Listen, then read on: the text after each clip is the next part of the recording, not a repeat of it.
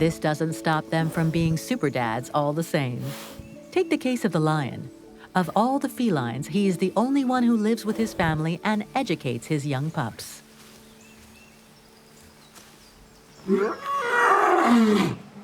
This male is Ramses. He was born in the Cerza Zoological Park in Normandy. He is not officially a father yet, because to become one, there is one condition to be met. He must recognize and accept his young. His companion, Sana, gave birth to 3 cubs a month and a half ago. In nature, lionesses always give birth away from others, and for several weeks, the baby lions have no contact with their father. To reproduce what occurs naturally in the wild, Ramses and Sana have been separated, and now, after 6 weeks, they share the same enclosure once again. Here, conditions are ideal for observing this intimate moment that determines the future of the new family.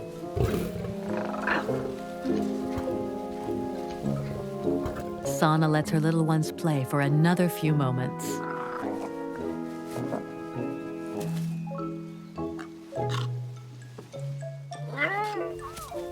Ramses, still at a good distance, picks up the new scents.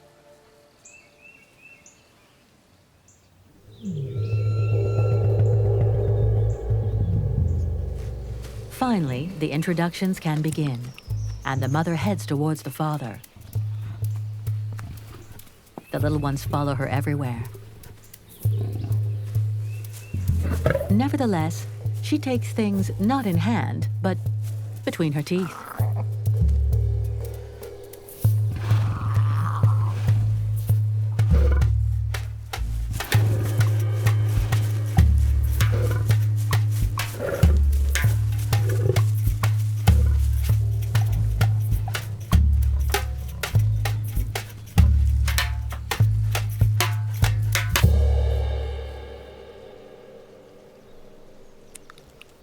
Weighing 250 kilos, Ramses is quite daunting. Contrary to popular belief, lions do not eat their cubs. At least not when he is sure they are his. Here, there is no doubt. Past the initial encounter ritual, Ramses takes his time. He moves away and invites the cubs to follow.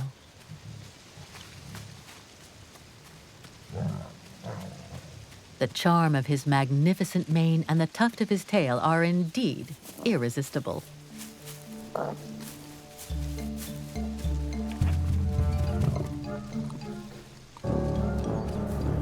One cub, more curious than the others, decides to take the bait.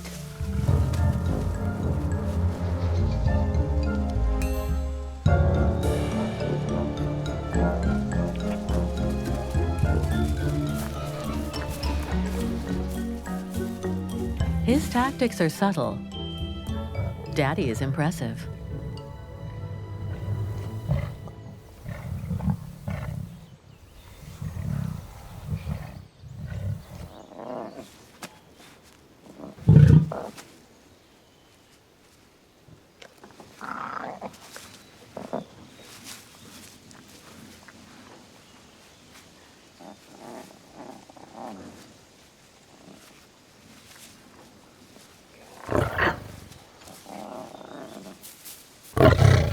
Now father and sons have made contact.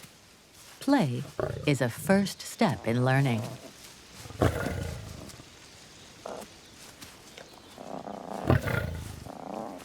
Still, Sana decides to put an end to the exchanges, which she finds a bit too energetic.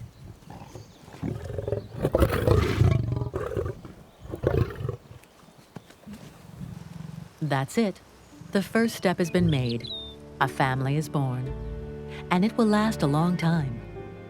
Every day, Ramses will have a bit more contact with his cubs. For the moment, he will watch over and defend his family from other lions. In the park, the risk is low, but he's happy to provide the service anyway.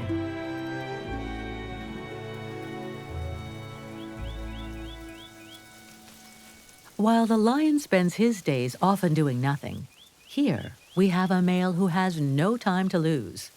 He is about to be a father, and preparations have already begun. This is Mus specialegis, the male stepmouse. A mouse who prefers the country to the city and rye to cheese. He lives in Eastern Europe and resembles his domestic cousin, but only in appearance. In terms of devotion, the stepmouse father is exemplary. Other species don't measure up to this little guy. That's because to reach his ultimate goal, reproduction, his existence is peppered with challenges. And the first challenge is time. The stepmouse lives for only 1 year, so he must do everything quickly, starting with gathering hay before the farmers do to keep warm in winter. Next, he must help preserve the energy of his partner in charge of the nest here. For a healthy mother is a mother who makes babies more often.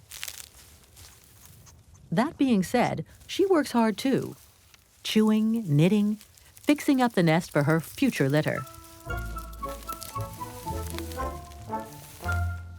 Once the nest is made, the mother must gather her strength.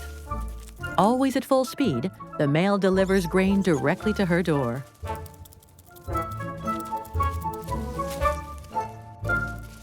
And now that everything is ready, let's copulate. Again, this is where stepmice differ from domestic mice. They are monogamous. Their union is for life. A short life, granted, but still. 3 weeks later, the father has achieved his first goal, babies. Underground, the young mice don't fare well if the temperature drops. Their parents must keep the nest warm with their body heat. The father just as much as the mother. Yet another benefit of fidelity. While she nurses, he keeps a distance, standing guard at the entrance to the tunnel and gathering strength himself.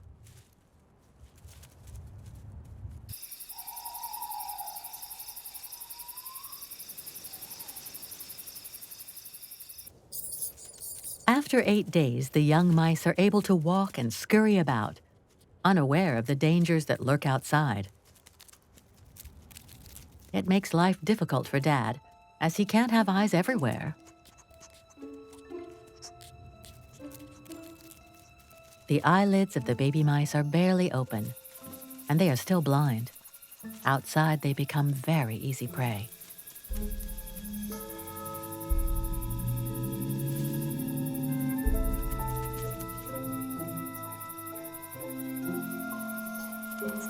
At night, the father is very active, but this time, his appetite may play tricks on him.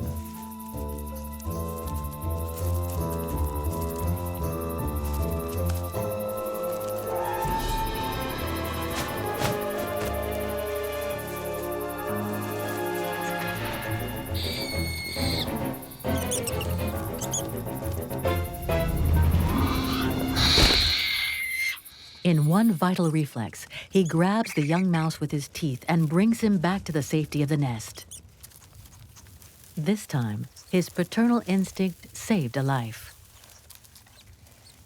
Without their daddy specialegis, very few baby mice would reach adulthood.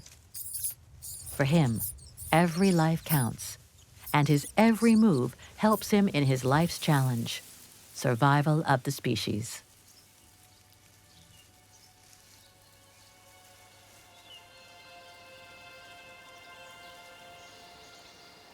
Another remarkable male also depends on mice for the reproduction of his species.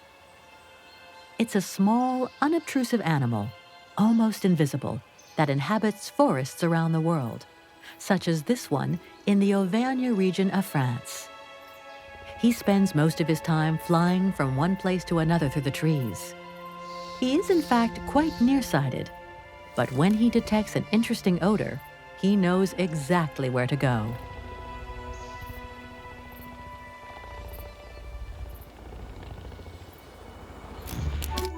This is the male Necrophorus vespiloidus. Let's just call him the burial beetle. An unfairly overlooked species, since the male is one of the few daddy magicians capable of transforming the carcass of a mouse into a nest. As soon as a small rodent breathes its last breath somewhere, the male burial beetle begins his transformation into future dad.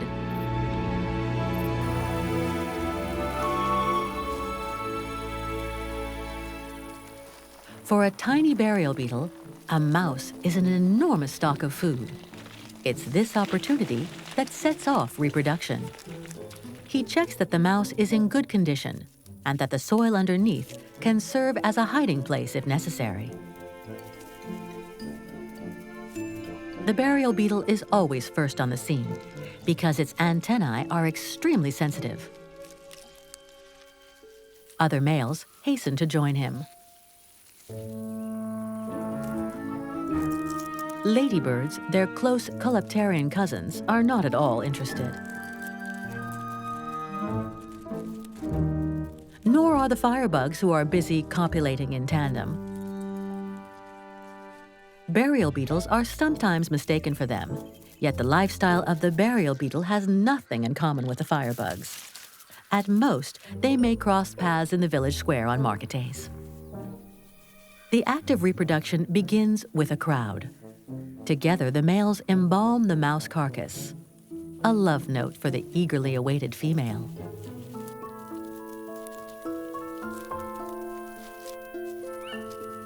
Time is running out, as the mouse can attract many scavengers, such as flies and raptors. Still no female, so this group of ingenious males proceeds to bury the mouse. The burial takes place quickly so the carcass remains intact. Male beetles keep away any opportunistic fly who attempts to lay eggs on it.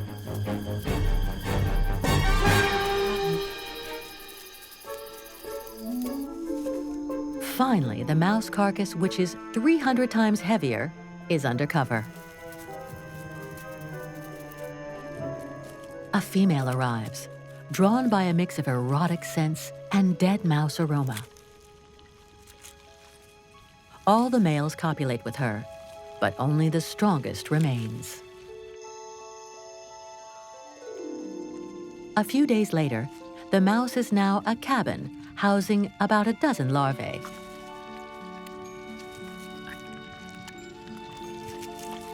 The male, who is not necessarily the biological father, takes turns with the mother feeding the babies. Otherwise, he stands guard and chases away any remaining rivals. The losers end up crawling away, their wings between their legs.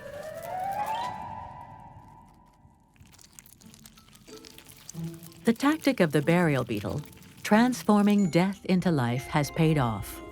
This flying magician, protector of children not always his own.